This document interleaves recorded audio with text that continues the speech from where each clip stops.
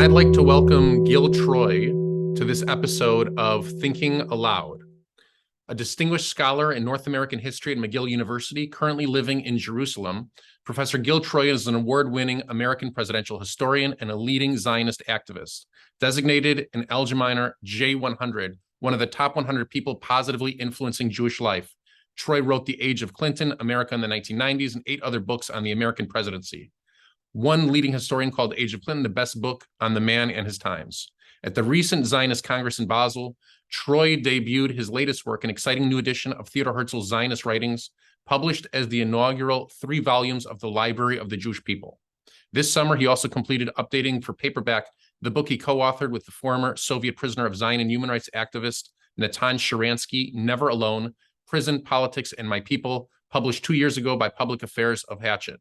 Troy's previous book, The Zionist Ideas, was a 2019 National Jewish Book Award finalist. Troy's book, Moynihan's Moment, America's Fight Against Zionism as Racism, describes the fall of the UN, the rise of Reagan, and the spread of anti-Zionism. Jewish Ideas Daily designated it one of 2012's best books. This spring, Troy served as a consultant and writer for a series of videos based on the Zionist ideas for Open Door Media, which have been widely viewed. Troy was featured commentator on CNN's popular multi-part documentaries, the 80s, the 90s, and the 2000s. He has just filmed for the next installment on the 2010s. He's been, I can't believe that's already history. He has been interviewed on most major North American TV and radio networks with recent essays in the Wall Street Journal, Newsweek, New York Times, Washington Post, Politico, The Hill, Daily Beast, and a weekly column for Jerusalem Post that I highly recommend. The late chair of Taglit Birthright, Israel's International Education Committee. Troy is married to Linda, a recovering lawyer turned artist, and is the father of 4 children. I would like to welcome Gil Troy to Thinking Aloud and to the Valley Beth Shalom community. Welcome, Gil. Thanks. I actually had the privilege of visiting you in person many years ago in your synagogue, and look That's forward right. to it again in your new iteration. In the new dig. Yes. And I, on a personal note, Gil is one of the people that automatically gets an email whenever I'm in Jerusalem or anywhere in the neighborhood. And it's always a privilege to have coffee with you and talk to you about all of these issues that we're going to talk about right now. Where do we stand now in terms of Israel's place, how Israel looks at its government, how Israel and the United States will have a relationship moving forward, and American Jews who felt like it was a beginning of a dawn of a new day, a post-Bibi day, and perhaps a beginning of a era defined by pluralism to now, a step back into what it was before. Are we sitting essentially exactly where we were at the beginning of Bibi and Obama in terms of a right-wing government in Israel and a left-wing government here in the United States? Or is this a different moment, one that can't be defined by the past because Israel's government is different and the United States government is different? So let's look at this through 2 lenses. Let's look at it through the Israel lens and through the Israel-American Jewry lens. On the Israel front, first of all, I joked earlier about how much we love democracy, but yesterday, once again, we had a miracle in the Middle East.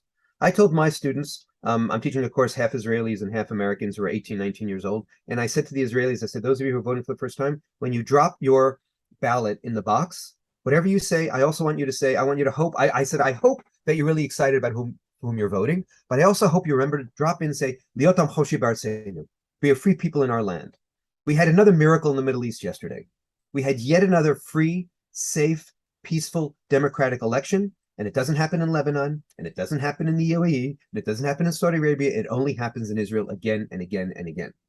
And I should say that on Sunday night, just before the election, I had a parlor meeting in my house because a very good friend of mine is in the Knesset, and he asked me to host, and I did happily. And it doesn't matter who was in the party, but I made an effort to welcome left-wingers and right-wingers into the room. And as a result, and make sure that during the question and answer that left-wingers and right-wingers asked questions. And as a result, we had a much more substantive, interesting, illuminating conversation because serious questions were asked. And I'm emphasizing that because Israel is not the United States. The big sort that occurred in the United States where blue America doesn't talk to red America, where, if you tell me either what your job is or how you earn or what neighborhood you're in. I know not only that you vote Democratic, but I know you never speak to anybody from the Republican Party or vice versa. That anger, that fury. Well, there's a lot of frustration today among those who lost, on the anti-Bibi side. Well, there's a lot of fear. There isn't that same kind of fury and hatred. So I just want to put the Israel thing into perspective. But yes, many of my friends who are pro-Bibi are rejoicing. Many of my friends who are anti-Bibi are terrified. Bad enough to have Bibi back, but also we should add the other thing is because Bibi has been under indictment, one of the things that Ben-Gvir and Smotrich were saying was, we're going to fix that judiciary. And so for those of us who love democracy, will there be a kind of autocratic, populist, anti-court, anti-judiciary streak in this new government? So one of the other things we have to be looking at is not only everybody gets involved in personalities. So yes, I very much hope, and I'm sorry if I'm being biased, I don't know if that's my right in this podcast, but I very much hope that Ben-Gvir is not Minister of Public Security, but I also really want to see what they write in the coalition agreement. What do they write about the judiciary? What do they write about our democratic system? What do they write about our courts? And of course, Bibi being Bibi, the fact that he signs a document doesn't necessarily mean that he'll follow through. But we shouldn't just be looking at the personalities. We should also be looking at the statements that are being made.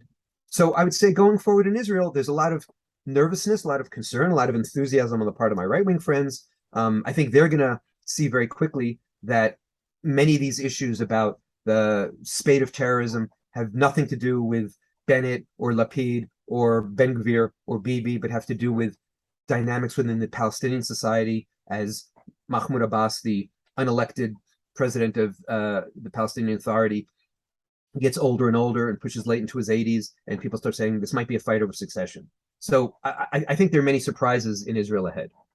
In terms of American Jewry and Israel, I'm going to say something very controversial. During the Obama years, during the Bibi years, we kept on hearing from certain American Jewish critics of Israel, if only Bibi left the scene. Well, in the last year and a half, Bibi has been in opposition. And we had, as you pointed out, a pluralistic, diverse, Menshevik government. And while I heard those kind of compliments from wonderful people like you, I didn't hear it from the critics. The critics continue to criticize Israel. The un-Jews continue to try to undo the core consensus linking Judaism and Zionism, linking Jewish peoplehood, Jewish statehood, and Jewish religion together. I didn't feel that there was this warming among those who are so critical of Israel, and I think they get a lot of the momentum in the conversation in American Jewry, but 83% of American Jews still say how proud they are of Israel and how special Israel is to them. I'm talking about the 17% who get all the headlines in the New York Times and the LA Times.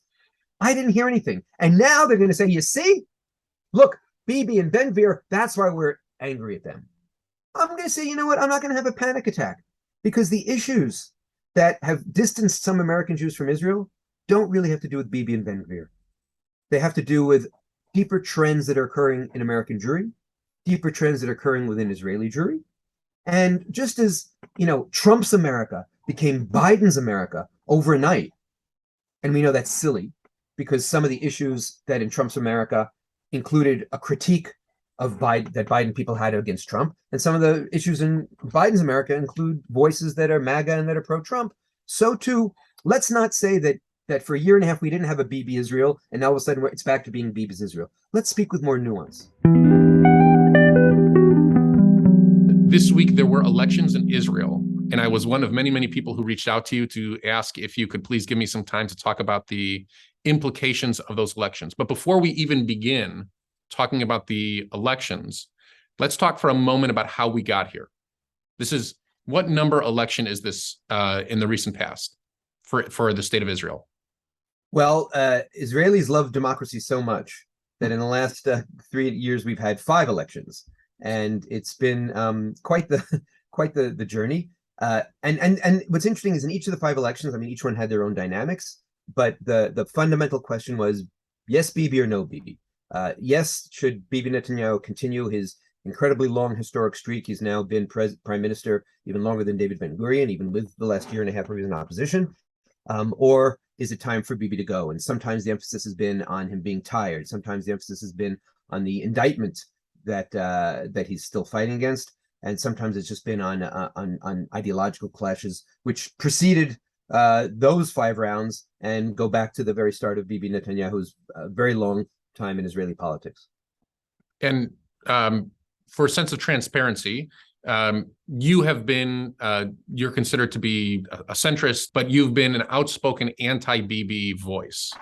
Correct. I call myself a centrist, and I can certainly list many things that Bibi Netanyahu has done well. I'm speaking to you from Jerusalem. I have 2 kids currently in the army. I think I have 2 kids who finished the army, and I think the entire time that he's been prime minister, I've had a kid in the army. Maybe there was a slight gap of a couple of months. And I want to say I've slept well at night. When Netanyahu has been in charge and there have been security concerns, I felt that he's had a very steady hand and that he's been very mature and he hasn't been an adventurer and he understands the risks.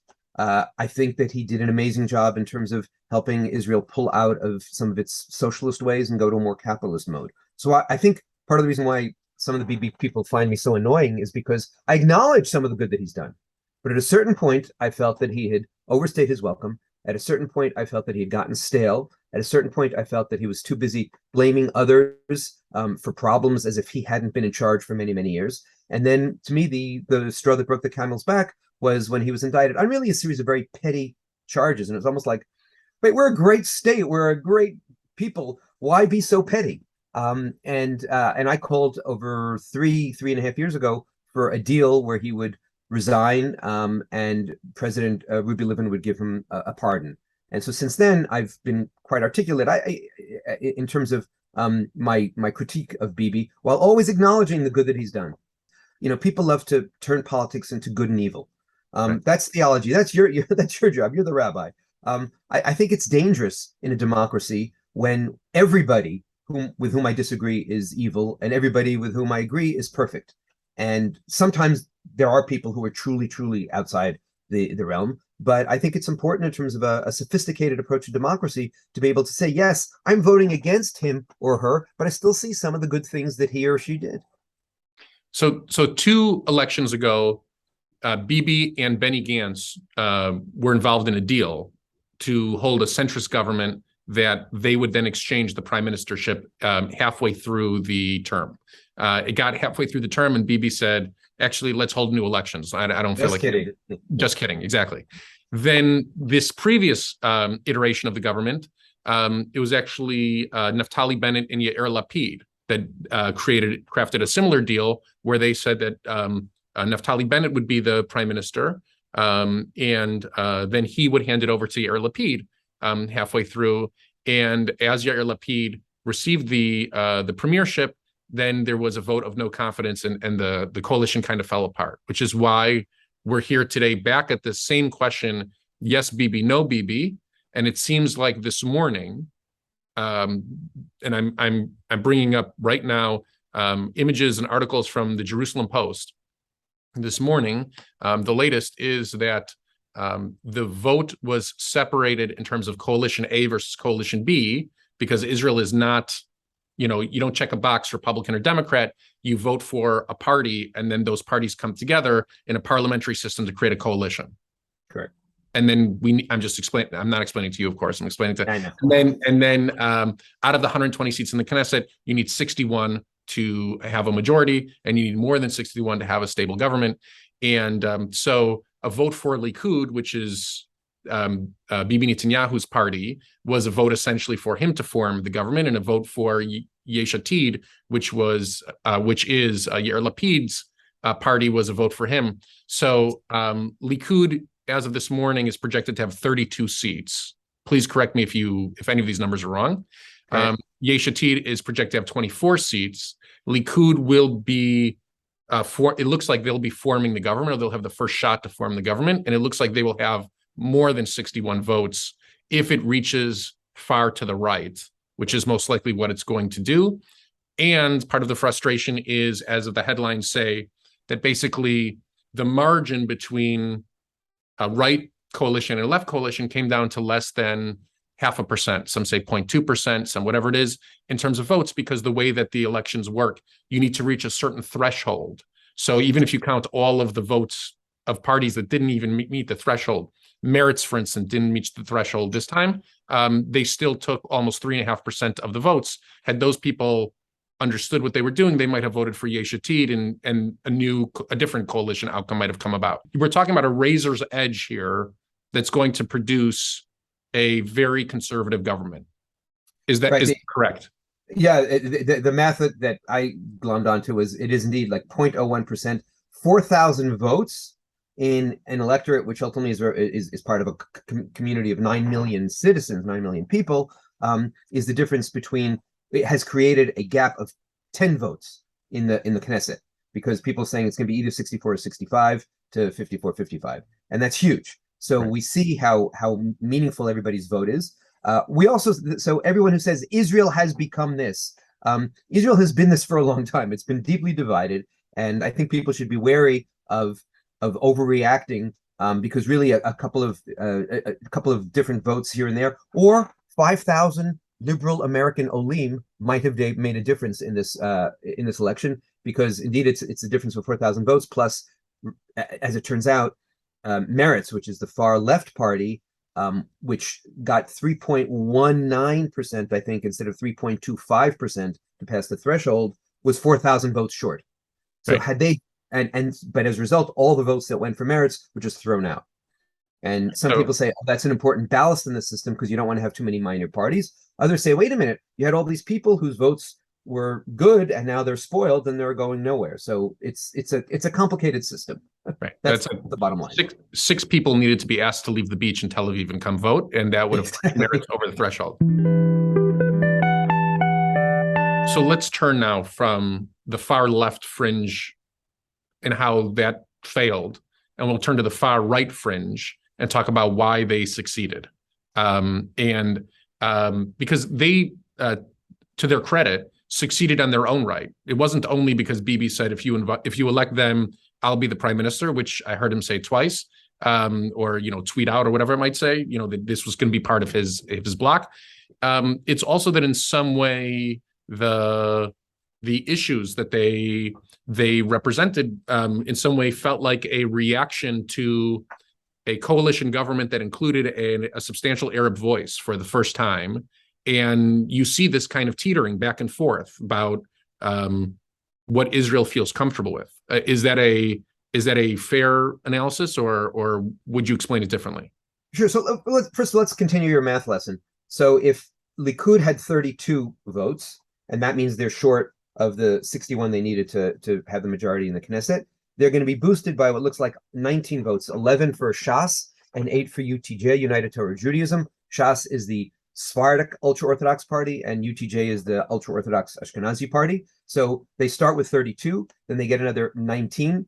So now the question is, who takes them over the finish line? And the reason why I've set it up that way is to answer your question, because the party that had the most energy, no doubt about it, in this campaign, the party that attracted the most press for good and for bad, the party that triggered the most passion for good and bad, was the religious Zionist party. And we have to distinguish between religious Zionism as an ideology and a phenomenon, and this particular party, which is called the religious Zionist party, in the same way that the Democratic Party isn't every form of democracy, but you take words and phrases that you like and you put it on your party. So the Republican Party is the party of the Republic. The Democratic Party is the party of the ones who are more democratic, they claim. And religious Zionism is saying we are the party of religious Zionism, but there are many religious Zionists who don't like religious Zionism. Now, to make even more complicated, within religious Zionism, the head of the religious Zionist party is Bezalel Smotrich. And so most of the time when we talk about Likud, we talk about Bibi, we talk about the party head. The story in this campaign has not been Smotrich so much, but Ben Gvir. And Itamar Ben Gvir is a complicated character who... Ben Gvir, just to translate what you're saying, Ben Gvir is not the head of the religious Zionist party, but he has been the star of the religious Zionist party. He is the defining force in the religious Zionist party, and in many ways in the right, short of Bibi, right? And so he's crunched up all the scenery. He's the one who's like dominated the story. And let's take a step back. Itamar Ben Gvir is an activist who has been in Israeli conversation for 2-3 decades already.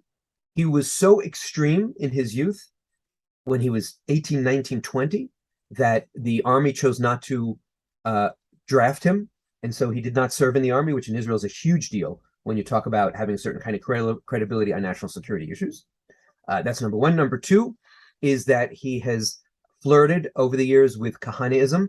Kahanaism is anti-Arab bigotry. His claim, and I'm just trying to be objective here, his claim is that he matured, and in the last 5 years, he has attacked terrorists, he's attacked criminals, but he has not attacked Arabs per se.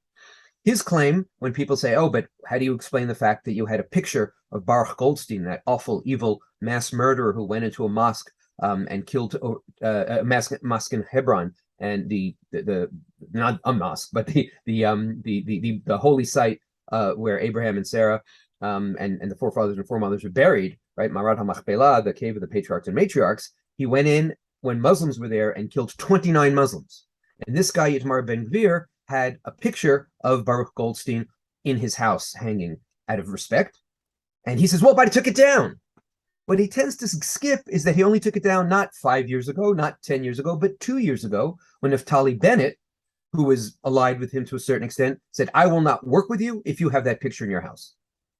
Most recently, he again has been very careful, because I tried in my columns to say, can I quote him saying Arabs are X or Y or Z? Not that I like that kind of language, but I wanted to define where he stood. And he's extremely cautious now to attack terrorists, to say, I want to expel or deport traitors, terrorists, but he kind of dog whistles about the Arab side and is very careful not to get caught. Like Meir Kahane had no problem saying despicable things about Arabs per se. Ben-Gvir is a little more cautious. On the other hand, he will go into a volatile situation where there are Arabs and Jews yelling and screaming at each other, as he did just a couple of weeks ago at Sheikh Jarrah, and he was accompanied by a security guard who was twice his size. And nevertheless, this guy who didn't serve in the army pulls out his gun when the security guard was not only twice his size, but also had a massive weapon. And so Ben-Gvir has very cleverly stirred the pot, stirred the demagogic pot, stirred the fears of many Israelis. On the other hand, and I'm really trying to kind of give the big picture, he was the only one really talking about the fact that in the last 8 months, there have been almost daily shootings and car rammings aiming at soldiers and at settlers, whom we call Jews and innocent victims, that over 25 people have been killed in the last 6 months by terrorism, and that we go back to the riots that occurred in May 2021 in Lod, in Akko. It left many Israelis with an unsettling feeling. And I will be critical here. Yair Lapid made a huge mistake. A week and a half ago, there's this new group of terrorists called the Lion's Den. And the Israeli security systems and the soldiers went in and gave them quite a pushback. A number of them were killed in firefights. A number of them were arrested. A number of them actually willingly gave themselves up to the Palestinian Authority and said, I want to stay alive. Let me get safe haven there. A number of Knesset members, Arab Knesset members, got up and called the Lion's Den killers martyrs, Shaheed. This, to me, was a gift to Yair Lapid, to Benny Gantz, to everybody on the left, to yell and scream and say, we are not the kind of people who will allow somebody in our Knesset who romanticizes murderers. That is not a language we want.